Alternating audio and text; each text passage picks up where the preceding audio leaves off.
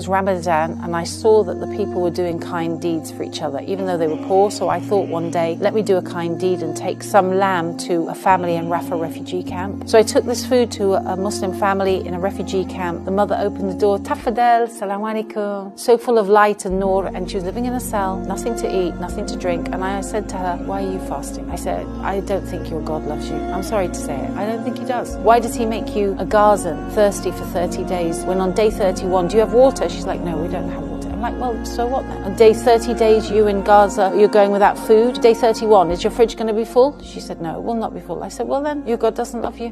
Give me one good reason why you're fasting. And she said, in a room of nothing, I fast in Ramadan to remember the poor. And that, I thought at that moment, if this is Islam, let me be Muslim. I had very negative perceptions about Muslims, especially there was many attacks in the UK from extremists, and the media has a very good way of making that stereotype to 2 billion people when it's just a handful of bad people making those choices. I would cross the street if I saw a woman wearing a hijab in London. That's how bad my mind was affected by the media in the UK, because I didn't give myself the opportunity to really learn what Islam was about. And thankfully over the past 3 years I've really learned and discovered exactly what Islam is, and that's the religion of peace. What was the thing that made you interested in Islam? Originally, it was meeting the people when I travelled. I rarely travelled to Muslim majority countries, and I went to Istanbul, thankfully 4 years ago. And then I decided to actually go to Iraq in September 2019, and that completely changed my perceptions and made me want to research more about the positivity of Islam. I went to Iraq for the first time when I was 23. So you met some good people who were Muslims? Yes. So you were interested in Islam? So I was interested, and then I gave myself the time to really research and discover the true Islam away from the media in the UK. How did you feel when you first took the Shahada? The most immense sense of happiness and peace, and I don't think I've come to a point where I've been so happy and so alive. It was the best feeling in the world. So before I entered the mosque, I was an atheist. My life didn't have much meaning. I didn't believe there was a creator.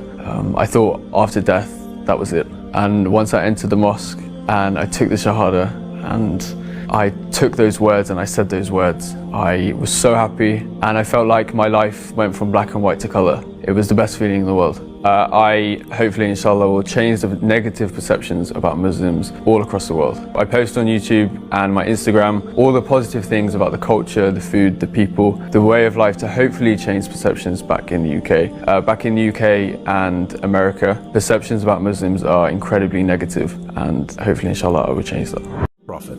So I thought, okay, perhaps he's a prophet. But then, of course, it shut to my head and it said, if you say there is just one God and Muhammad is his messenger, that's practically Shahada. And I thought, oh, that's something I don't want. That's still, I didn't want to be a Muslim. I thought it was impressive, man, like the concept, but that's it. And because while I was writing my books, there were a lot of other books on the table, and I put all my books away. And books fell from the shelf because it was full of books. And one of the books that fell was the Quran.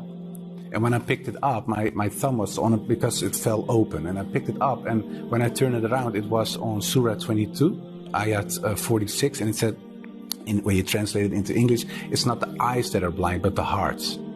And I thought to myself, yeah, that's really is my problem, because I really could see what I had written down myself. Nobody forced me to write that book. These are the facts, but I still cannot accept Islam. So it's not a problem of knowledge, it's not a problem of facts, it's something else. It's a problem of the heart, it's almost emotional, I don't know. And then I did like a little dua.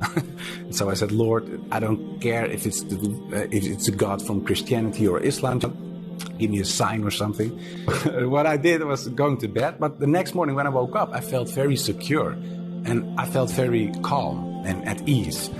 And then I told my wife, I think I'll be Muslim. Do you know what? Christianity doesn't make sense. If you look at the foundation of it, okay, they tell you that there are 3 gods, but they are one God. So you have 3 persons within the Trinity. You have Jesus, who is 100% man and 100% God. Astaghfirullah, this is what they say. So I thought the basic, logical, the fundamental core aspects of that religion, I didn't accept it. So then after that in-depth, extensive research on the religion, I became an atheist. And I was an atheist for years, okay, because I used my intellect. And after using my intellect, I didn't meet these brothers. Obviously, I've known them for several years, but I rekindled with them. And they used to talk to me about Islam, give me information about talks I could listen to.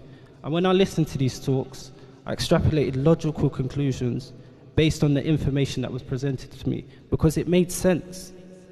And what I would say to anyone who is looking at Islam is give Islam its fair assessment. Okay, look at the Prophet Muhammad's life, may peace and blessings be upon him. Assess it and be sincere.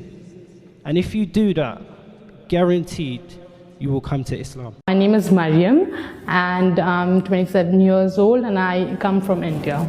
I belong to Hinduism and not a very practicing family. The place from where I come from, although there were Muslims there, but whole 23 years there I have never met any Muslims. You know, they are not good people. Terrorism is related to them. They are terrorists, they are bad, stay away from them. But then I used to work in Barclays over here and I had Muslim friends. They were very good. And that was the time that I realized that, okay, these are humans and these are really nice people. I started searching online before accepting Islam. 1 year I had studied it, not the Quran, only from the online or the Googling and all that. Before that it was always like, oh, okay, I have my parents, I have that car, I have so much and so much money. But when everything, it's like Allah takes away everything from you to show that, okay, now what are you going to do?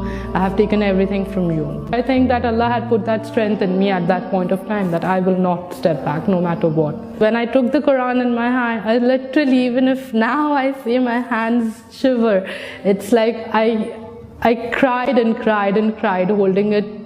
I just cried. I cried for, I don't know, more than half an hour. I just kept crying.